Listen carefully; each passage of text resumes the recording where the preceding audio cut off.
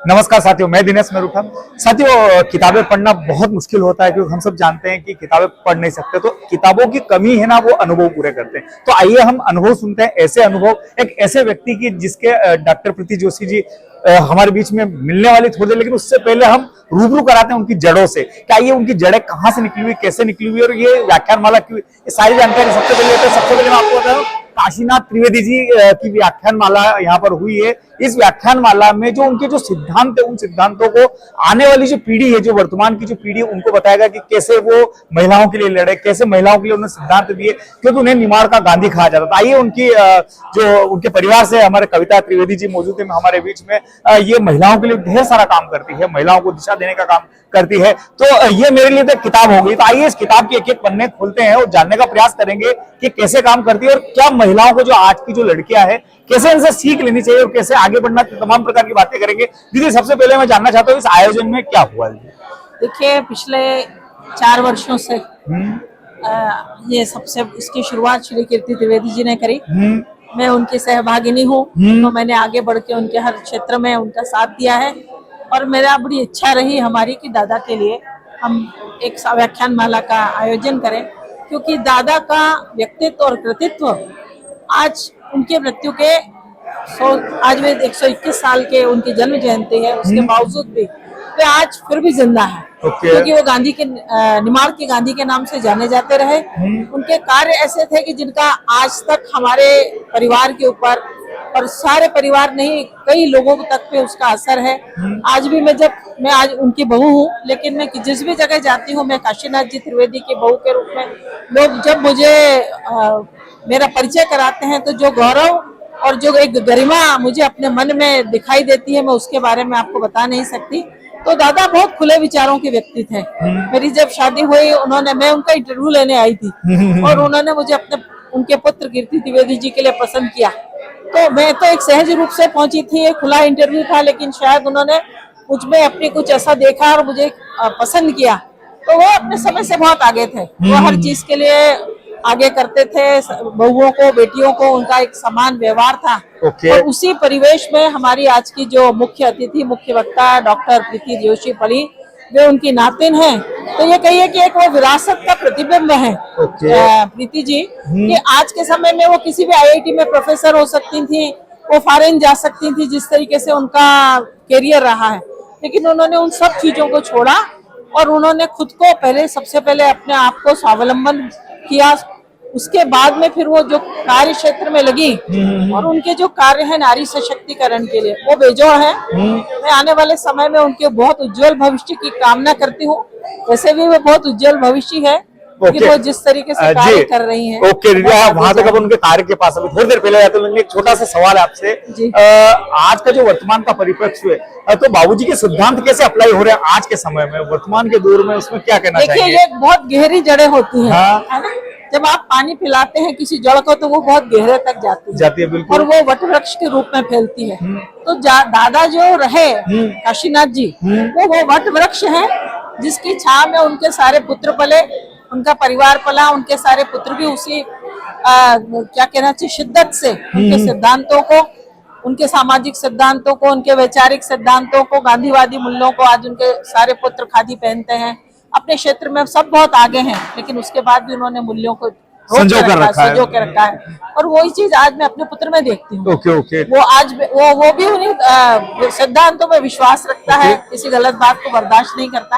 तो ये वट वृक्ष है काशीनाथ जी, और जिसकी छाया में व्यक्ति फलता फूलता है। लोग कहते हैं वट वृक्ष के नीचे आने से व्यक्ति बोना हो जाता है। मेरा ऐसा मानना है कि वो वट वृक्ष है जिनकी शाखाओं ने बहुत दूरी तक बहुत फैलाया है और आगे भी फैलाएंगे ये सारी चीजें। अच्छा दी, आप बहुत एक अच्छे कल्याणी नाम की एक संस्था बनाती है, संस्था का उद्देश्य क्या और किस दिशा में काम कर रही है?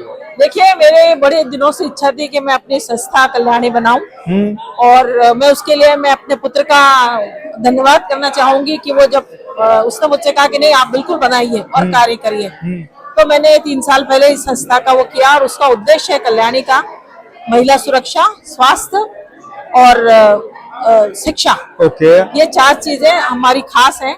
तो यहाँ का पास का गांव, वैसे तो मैं अपने क्षेत्र में काफी काम करती हूँ, लोगों के प्रति मालूम नहीं पड़ता, लेकिन मैं अपने तरीके से लोगों की सब हेल्प करती हूँ। ओके। और जब मैंने यहाँ के पास का गांव है खुर्दी, वहाँ पे कीर्ति जी ने अपना एक विनोबा आश्रम स्थापित किया है, मैंने वहाँ जाना शुरू किया तो मैंने सबसे पहले वहाँ पर्यावरण का कार्य किया। हमने अपना जो 1 एकड़ का खेत है, मैं फॉरेस्ट डिपार्टमेंट के पास गई, उन्होंने मुझे बहुत खुशी बिना कोई पैसा लिए, मेरे वहाँ पे फॉरेस्ट ऑफिसर्स आए, उन्होंने कम से कम 150 गड्ढे अपने खर्चे पे मुझे करवा के दिए और बोला कि बहुत खुशी की बात है।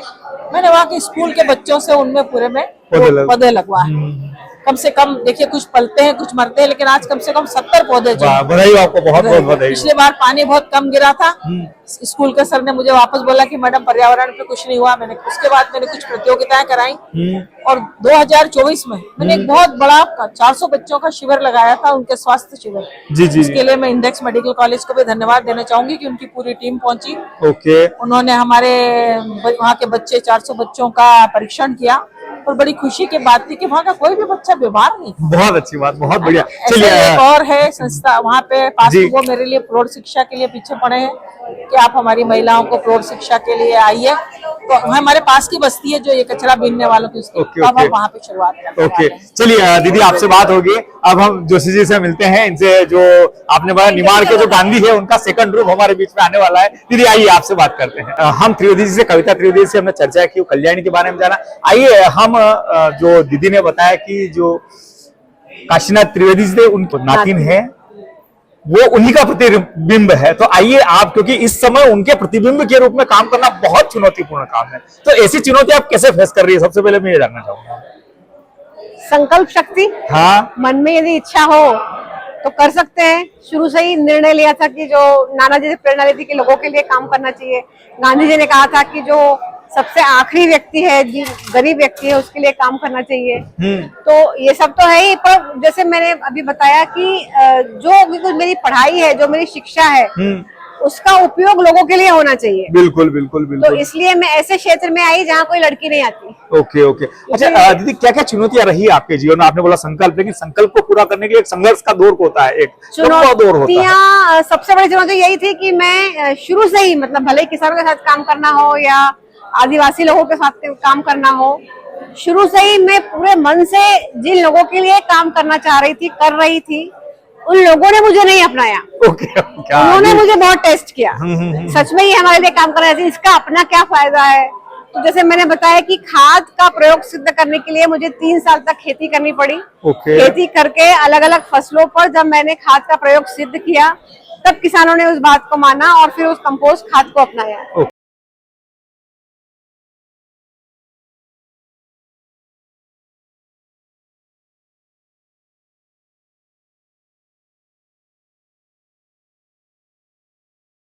आप जब लोगों के लिए काम करना चाहते हैं तो आप क्या काम करना चाहते हैं ये महत्वपूर्ण नहीं है, लोग क्या चाहते हैं, उनकी मानसिकता क्या है, उनकी जरूरत क्या है, वो सब आपको पहले जानना समझना पड़ता है और उनके अनुसार आपको काम करना पड़ता है, तब धीरे धीरे लोग आपको अपनाते हैं। ओके। अच्छा दीदी, बाबूजी को लेकर आप क्या कहना चाहेंगे?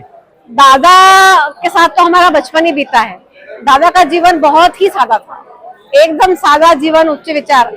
दादा कभी ज्यादा बोलते नहीं थे, कभी उन्होंने हमें ये नहीं कहा कि ये करो वो करो, पर उनका जीवन ही हमारे लिए प्रेरणा था। उनका सूत काटना, उनका शक्कर नहीं खाना, उनका भ्रमण करना, भ्रमण के अनुभव बताना, यही हमारे लिए बहुत बड़ा अनुभव था। और इससे ही हम लोग, उनको देख के ही हम लोग काफी सीखे और प्रेरणा ली कि नहीं, सच में समाज के लिए काम करने की जरूरत है। अच्छा दीदी, अभी दीदी ने बताया, कविता दीदी ने बताया कि आपने इतनी पढ़ाई करने पर जॉब छोड़ के समाज सेवा चुनी, और आज की लड़कियों को आप क्या संदेश देना चाहेंगे? क्या कहना चाहेंगे आपकी तरफ की लड़कियों को, जो आज की जो लड़कियां हैं, जो मोबाइल में, टीवी में, ये मतलब माँ बाप उनको पढ़ने भेजते हैं, सिटी में, लेकिन वो कुछ नहीं कर, उनको क्या संदेश देना चाहेंगे आपकी तरफ से?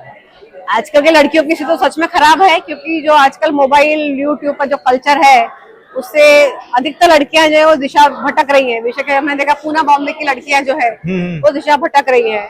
तो अभी क्या हो रहा है कि लड़कियां हो या लड़के हो, कितनी भी वो पढ़ाई कर लें, लेकिन हर लेवल पर एक सैचुरेशन है। भले ही वो कंप्यूटर साइंस हो, भले ही वो IT टेक्नोलॉजी हो या MBA हो, हर जगह सैचुरेशन है।